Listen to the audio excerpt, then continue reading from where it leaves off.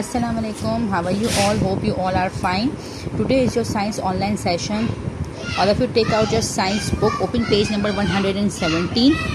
Today we are going to start our new chapter, material.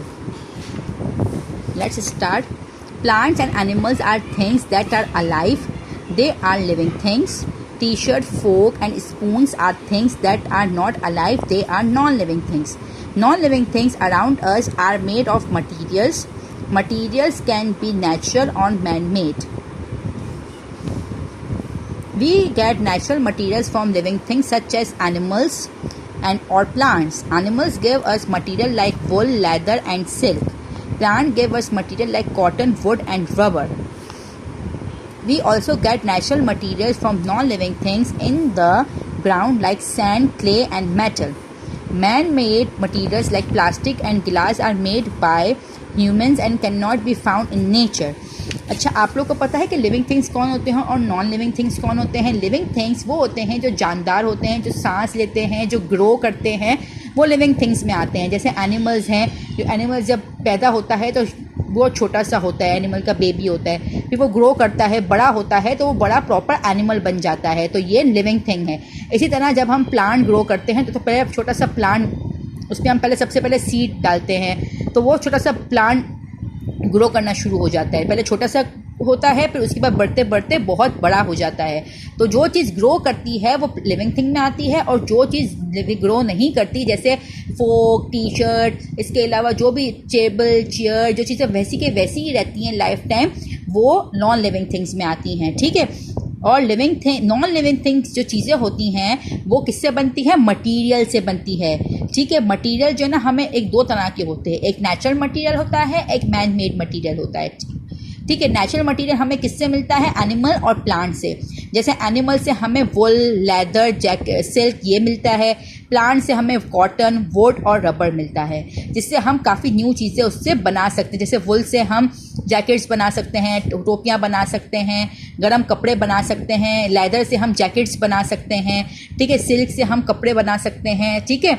इसी तरह cotton से हम कपड़े बनाते हैं. वुड से हम लकड़ियों की चीज़ें बनाते हैं, जैसे टेबल, चेयर, दरवाजे. ठीक है. विंडोज़. ठीक है. रबर से भी हम डिफरेंट चीज़ें बनाते हैं जो नॉन लिविंग थिंग्स होती हैं. ठीक है.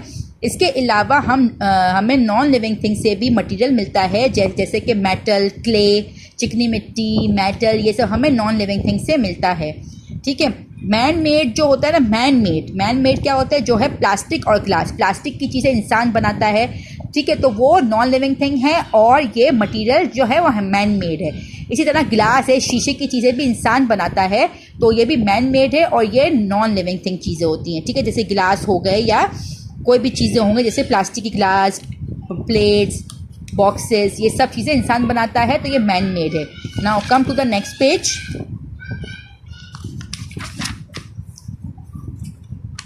Come to page number 120. Now, hard material like stone, wood and steel are called solid. Water and milk are called liquid. They can be poured. Air is a gas. The three states of matter are solid, liquid and gas. अब आपको पता है कि material में तीन type की चीज़ें होती हैं. मटेरियल के भी तीन प्रॉपर्टीज़ होती हैं. ठीक है. एक तो सॉलिड फॉर्म में होता है, एक लिक्विड फॉर्म में होता है, और एक गैस की फॉर्म में होता है. ठीक है. जैसे सॉलिड कौन सी चीज़ें हो गई? जैसे पत्थर हो गए, लकड़ी की कोई चीज़ें हो गई, स्टील की चीज़ें हो गई, ये सब सॉलिड में आ जाता है, जो टूटती नहीं है, बैंड नहीं होती, और ये बहुत हार्ड होती हैं, स्ट्रॉन्ग होती हैं. लिक्विड कौन सी चीज़ें होती हैं? जो जैसे पानी वाली चीज़ें हो गई, पानी, जूस, दूध, ये सब चीज़ें लिक्विड में आती हैं. और गैस क्या होती है? जिसको हम देख नहीं सकते, जस्ट फील कर सकते, जैसे हवा हो गई. ठीक है. इसके अलावा ये तीन स्टेट्स ऑफ मैटर हैं, सॉलिड, लिक्विड और गैस. चलें, अब आपको पता है, जैसे देख सकते हैं आप कि ये वुड है, ये वुड की टेबल बनी हुई है पूरी, तो ये देखें टूट नहीं सकता है. ये बहुत ज़्यादा हार्ड स्ट्रॉन्ग होता है, और ये बैंड भी नहीं हो सकता, ना मुड़ सकता है. इसी तरह आप ये देख सकते हैं, ये पतीली है, ये पॉट है, ये बहुत ज़्यादा हार्ड होता है, ये मेटल का बना हुआ होता है, और ये मेटल की चीज़ें, जो स्टील की चीज़ें होती हैं, वो जल्दी गर्म भी हो जाती हैं, और वो टूटती नहीं हैं, और हार्ड बहुत होती हैं. प्लास्टिक इज अ, ये देखें इसके पास ये प्लास्टिक की चीज़ है, प्लास्टिक की जो चीज़ें हो, गिलास है देखिए प्लास्टिक का, तो प्लास्टिक की जो चीज़ होती है वो वाटर प्रूफ होती है और वो जल्दी टूटती भी नहीं है। इसी तरह ये ग्लास शीशा है, शीशा जो है ना इजीली वाटर प्रूफ होता है और इजीली ब्रेक हो जाता है, टूट जाता है गिरने से। इसी तरह रबर है, रबर भी इजीली बैंड हो जाता है, स्ट्रेचेबल होता है और रबर भी वाटर प्रूफ होता है, जल्दी टूटता नहीं है। इसी तरह कॉटन है, क्लॉथ है, क्लॉथ जो ना सॉफ्ट होता है, सॉफ्ट होता है तो ये बैंड भी हो सकता है और ये वाटरप्रूफ नहीं होता। अगर हम इससे जिस्म साफ करते हैं, गीला जिस्म, तो वो क्या होता है, गीला हो जाता है, तो ये वाटरप्रूफ नहीं होता। वाटरप्रूफ किसको बोलते हैं, जो चीज़ गीली ना हो वो वाटरप्रूफ होती है। ठीक है, अब देखें, आप लोग देख सकते हैं मटेरियल्स क्या होते हैं। जैसे कोई भी चीज़ मटेरियल्स को हम कैसे फील कर सकते हैं, मटेरियल को हम ऐसे फील कर सकते हैं जब हम उसको यूज़ करते हैं तो हमें पता चलता है कि ये मटेरियल हार्ड है, सॉफ्ट है, या उसकी कैसा टेक्सचर है। जैसे देख सकते हैं आप, कोई कपड़े हम पहनते हैं तो हम जब हम पहनते हैं तो हमें पता चलता है ना कि ये गर्म है या ठंडा है। ठीक है, या गर्म कपड़े हैं या सर्दी में हम गर्म कपड़े पहनते हैं, तो जब हम उसको पहनते हैं, उसको फील करते हैं, तो हमें पता चलता है कि ये गर्म है।